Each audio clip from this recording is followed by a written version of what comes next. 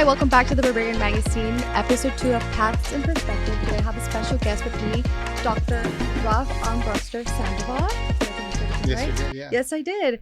So you're a well-known professor at UC Santa Barbara, recognized for his deep commitment to the Chicano Studies Department and his active participation in racial, social, and labor movements. And we're excited to take a closer look at his journey from earning his bachelor at the California State of Long Beach, then his master's and Ph.D. at the University of California, Riverside.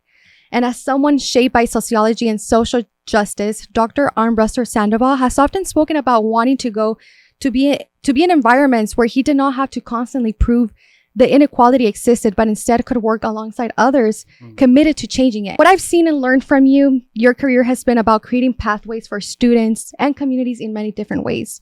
To begin with, Dr. Armbruster, what first inspired you to pursue the path, knowing it would involve constant challenges and ongoing battles for change? Yeah, thanks so much for having me and for inviting me and to be able to, talk and have a great conversation. That's a big question. It's a kind of like, where did this all start from? Yes. Yeah, I mean, there's multiple locations of that. I grew up, I'm a first generation college student, working class family. My parents got divorced when I was really young. I had a number of people in my life that were really close to me. My grandparents, particularly my grandmother, passed away when I was really young. And I was kind of, in a few words, just lost, not really knowing like where I was coming from. Also, I'm biracial, so I'm Mexican and white. My father's white, my mother's Mexican. And I think I was trying to like figure all of that out. When I got to Long Beach State in the 80s as an undergrad, and I was like sort of attracted, I became a poli-sci major, political science, and a social minor. And also Mexican-American studies. That's what they called it then, Mexican-American studies. That's when I began to like kind of come outside of myself and like was aware through my professors, like what was going on in the world. And it resonated with my personal experiences because I knew something was wrong with the world, but they began to give me the tools conceptually, theoretically to like understand. I remember seeing you at a protest. Yes. And then if I am correct, you mentioning that your dad, right? Yes. Can you explain that story and what inspired you? Yes. Sure. Dad was, he worked at Vons, so the grocery store. He was a union member. Like almost everybody that was working at the store was a union member. So like unions were part of my family, but also like people before that, especially my great grandfather. He was I think he was a miner for a while. He's kind of the OG, if you will, the original guy that came from Mexico in the aftermath of the Mexican Revolution. Went to East LA and settled down there and raised a family. My mom was like the granddaughter of him. And so we'd always been kind of the working class, so to speak, and had some like tenuous, but for my father, like real tangible union. So they were, so union background, in other words. So the Vons workers and all the, what they call them, retail clerks, Albertsons, Ralph's, all these grocery stores in Southern California went on this big strike in 1978. And some guy decided to cross the line because he probably was desperate for work. And in the union culture, they call those people scabs. That's like a no-no. You do not like break the strike because you're going to undermine the hard-fought gains that they've had, right? So my dad really didn't care for that. And the family story is he slashed that guy's tires and to express his displeasure. Somebody found out about that, and he was fired and actually spent a night in jail for that. So it's kind of like this, a little bit of a proud story, but it was also like the downside of that was lost his job, lost our family income, family strife kind of increased. My parents got divorced, so it's like a double-edged sword kind of story too. So I think that's kind of maybe the first time you saw like revolutions and standing up for what you believe, right? But I also want to take the opportunity for the listener and the viewer to understand what movements have you been a part of and which ones have touched you the most? So again, when I was at school at Long Beach State, what was going on in Central America, El Salvador, Honduras, Nicaragua, and Guatemala, all that was like seeping into my system, so to speak, because my professors, sociology, Mexican-American studies, everybody in the social sciences was talking something about Central America. So there was something called the Solidarity Movement, and the Solidarity Movement was people that wanted to intervene somehow, some way to change U.S. foreign policy towards Central America, because we were supporting dictatorships. There were like, tens of thousands of people were being killed in many of those countries, especially Guatemala and El Salvador. And we're talking about regular everyday people, campesinos, students, mothers, fathers, young people. And what I mean by that too is people were being what they call in Latin America desaparecidos, like their bodies weren't being found, people were being tortured. It was horrific what was happening. And I think as a young person at that time, I know as a young person at that time, I was very much outraged by what our government was doing.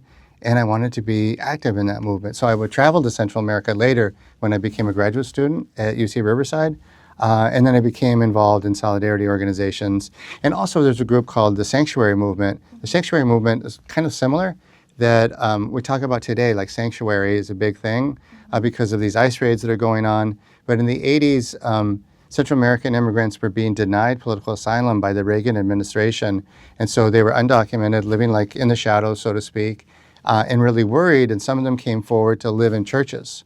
So a lot of churches, especially the Catholic churches, were providing sanctuary to them, right? So this was a safe space, a sanctuary. INS, which preceded the ICE, that hopefully they wouldn't go in there and basically take those people out and deport them.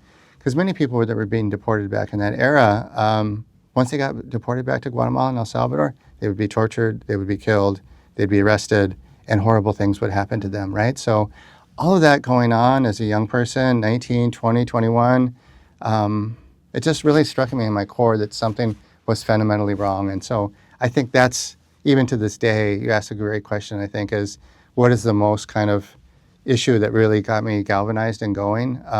And all the stuff that, in a different way, that happened in the 80s, which is like, oh my God, so long ago, it's not really all that long ago. And it's conversation you had with associated students where you mentioned that your graduate work, and you kind of touched up on that it was learning about Central America in the 1980s, specifically the sweatshops. Based on your experiences, what advice would you give to students on staying curious and informed about social issues that might not directly impact us personally, right, but still affect society and as a whole? And especially, how do we stay engaged after we graduate? Because we might get jobs and all that. So yeah, it's important to like read deeply, and to try to stay informed as best as possible. And it's different. Like your guys' generation, I think, is different than mine because we relied on newspapers, we relied on print media, relying on things that are tangible in our hands. Everything is on our phone, right? So it's difficult to like stay on top of things. And I think, frankly, our current administration, I'm talking about Washington, D.C., does everything that they can do. If anything is not to their liking, they automatically label it fake. It's only fake because it has engaged in some form of truth-telling. So what else are they going to say other than it happens to be not true? So try to stay curious. I mean, some of the things I tell students too, especially if they're, quote, around, especially in Isla Vista and Santa Barbara, some students, like, quote, hang out for a couple of years. One thing I would encourage, I felt like I took an unscheduled year off because when I finished undergrad, I wanted to be a lawyer. My initial big aspiration was, maybe I could be like a Thurgood Marshall. He was the attorney that tried the case of the Brown that ended segregation in the United States. I wasn't going to be the next Thurgood Marshall, but I was like, gosh darn, maybe I could be a civil rights attorney, a labor attorney for unions, based on my dad's experience. All that kind of, like for the people on the margins, they need attorneys and whatnot, right? So I was like, yeah, I can do that. I actually did really bad on the LSAT. And so that's why I didn't become an attorney, right? So I had that year off, and so people are like, oh, is that a gap year, professor? I'm like, no, it was not a gap year. I didn't travel to Europe or something like that. I kept on working at the grocery store because what else am I going to do? My dad used to work at the grocery store, right? The apple doesn't fall far from the tree, even though I got fired, right? So anyway, long story is that I felt like my brain was going to kind of mush when I was working in the store and stuff like that. And I wish somebody would have told me, like, you could still go back to the university, even though you're not a student, and go to, say, arts and lectures. Here on campus, they have a ton of stuff going on. MCC, they have a ton of stuff going on. Lectures, movies, like all that kind of stuff. Stay plugged in as much as you can, given where you're at, and look for opportunities, because there's always little opportunities, especially at rallies and protests, and you don't have to go out there and, like, get noisy and get militant and stuff like that. There's petitions you could sign. There's opportunities, even like after school programs, the Boys and Girls Club, all these like other kinds of, there are organizations that are not necessarily at the front lines, but they're doing critical work with kids, especially. there's lots of stuff that you can do to stay engaged.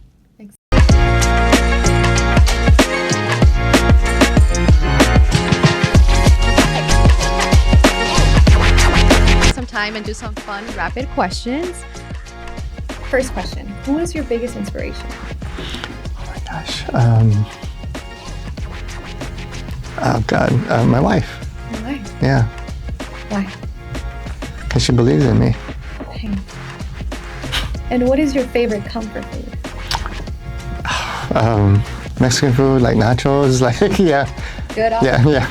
And if you weren't doing higher education, what career would you have done? Maybe attorney. Attorney. You know, and super fun, a baseball announcer. Hey. And what's a book, idea, or experience that changed the way you saw the world? Oh gosh, these are good ones. 1984, George Orwell, a book about authoritarianism. And I know it's not the funnest subject or something like that, but an idea of a society gone mad, you know, basically. And after hours of teaching, what are you doing to unwind? Just being with family, trying to have a family dinner, maybe watch a baseball game, watch a movie, something like that. And one word of advice you would give to students right now? Stay hopeful, stay strong. Beautiful.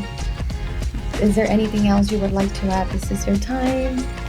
No, I mean, yeah, that question about being curious is a really good one. Just, I know it sounds very professorial for me, just, you know, stay literate, stay on top of things, like from movies. Like UCSB hopefully has trained you how to think. Like, you know, the proverbial light bulb goes on and you're like, oh, this is connected to that and this is connected to this. You know, just, you know, keep questioning things. Movies are a way of reading some. A lot of people watch movies because they just want to chill out, and that's totally cool. I do that too. But you have the ability to think now, from music to popular culture, all that kind of stuff. Stay on top of stuff and keep on questioning, like, why is this society the way it is right now? Is this fair? Is it just? Can't we do better? Well, thank you so much for your time and your advice. This has resonated with me a lot, and I'm pretty sure has resonated with many of our viewers and listeners. But once again, thank you again. You're welcome. Thanks so much.